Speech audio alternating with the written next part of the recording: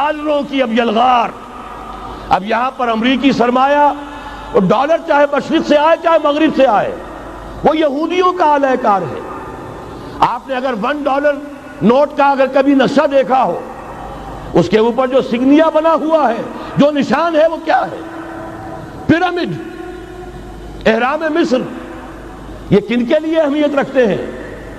ہزارہا یہودیوں کا خون اور ان کی ہڈیاں ان پیرامڈز کے تلے دبی ہوئی. جب یہ احرام بنائے گئے تھے یہ یہودی وہاں غلامی کے دور میں تھے، بیگار ان سے لی جا رہی تھی. بڑے بڑے پتھر جب گرتے تھے تو پسنے والے یہودی ہوتے تھے. یہ ان کی اپنی جیسے ہولوکاسٹ جیسے انہوں نے اس کو اپنا سمبل بنایا ہوا ہے، اسی طریقے سے پیرامڈ، مصر کا پیرامڈ یہ گویا کہ ان کے اس زوال کا ایک نشان ہے. اور اس پر ایک آنکھ بنی ہوئی ہے، ایک آنکھ، کان دجال کی آنکھ، وہ دیکھ رہی ہے. عجیب ہے یہ سمبل. نیچے لکھا ہوا ہے نووس آرڈو سکلورم، اور یہ در حقیقت 1776 جو نیچے لکھا ہوا ہے وہ رومن حروف کے اندر یہ 1776 ہے جو میں بتا چکا ہوں آرڈر آف الومناٹی وساپ نے قائم کیا تھا. عام دنیا یہ سمجھتی ہے کہ شاید یہ امریکہ کا یوم آزادی ہے، سن آزادی ہے.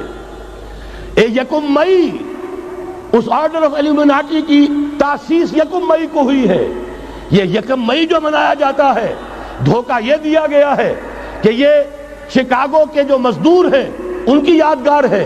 حقیقت میں یہ 1 مئی اور 1776 آرڈر آف دی الومناٹی کی تاسیس کی تاریخ ہے.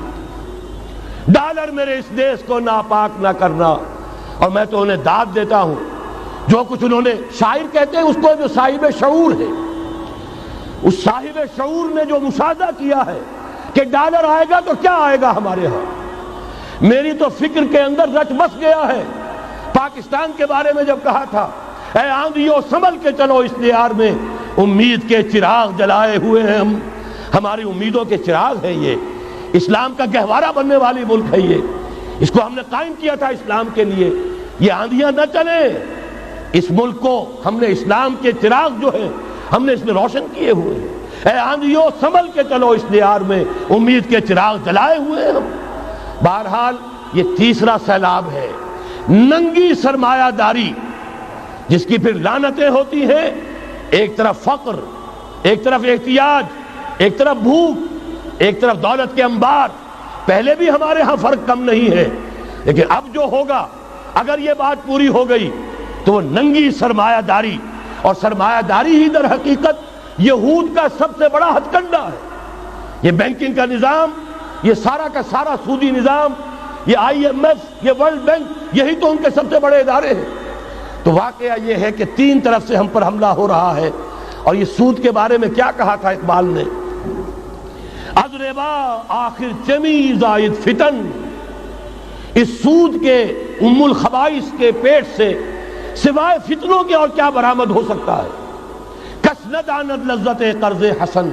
کسی کو قرض حسنہ کی لذت یاد نہیں رہی. بغیر سود کے قرض دو. تمہارے پاس فاضل رکھا ہوا ہے، کسی بھائی کو دو کہ وہ اپنی معاشی گاڑی کا پہیہ چلا لے، پھر اصل واپس لے لینا. اگر اتنی ہمت نہیں ہے کہ ان تصدقوا فهو خیر لکم، صدقہ ہی کر دو تو سب سے اچھا ہے. دے ہی ڈالو اپنا فاضل سرمایہ. یسألونک ماذا ينفقون قل العفو. مت رکھو اپنے پاس، یہ گندگی ہے. لیکن اگر بڑے ہی کم ہمت ہو تو کم سے کم قرض حسنہ دو، اپنی اصل رقم واپس لینا. کس نہ دانت لذت قرض حسن. از ربا جاں تیرا دل چوں خشت و سنگ. اس لیے کہ سود کے ذریعے سے انسان کے اندر تاریکی پھیل جاتی ہے. دل جو ہے اینٹ کے مانند، پتھر کے مانند سخت ہو جاتا ہے، کٹھور. ثم قست قلوبکم فہی کالحجارۃ او اشد قسوہ. آدمی درندہ بے دندان و چنگ، اور انسان بغیر اس کے کہ بھیڑیوں والے دانت ہوں اور بھیڑیوں والے پنجے ہوں بھیڑیا بن جاتا ہے. بہرحال اب کرنے کا کام کیا ہے اس کو سمجھیے. اس پوری صورتحال کا میں نے آپ کے سامنے نقشہ پیش کر دیا. ایک طرف مغرب سے نیو ورلڈ آرڈر، جو جیو ورلڈ آرڈر ہے، اس وقت کی سپریم پاور آن ارتھ، امریکہ کی سرپرستی میں بڑی تیزی کے ساتھ حملہ آور ہے. دوسری طرف وَمَكَرُوا وَمَكَرَ اللَّهُ وَاللَّهُ خَيْرُ الْمَاكِرِينَ۔ اللہ کو پامردی مومن پہ بھروسہ، ابلیس کو یورپ کی مشینوں کا سہارا۔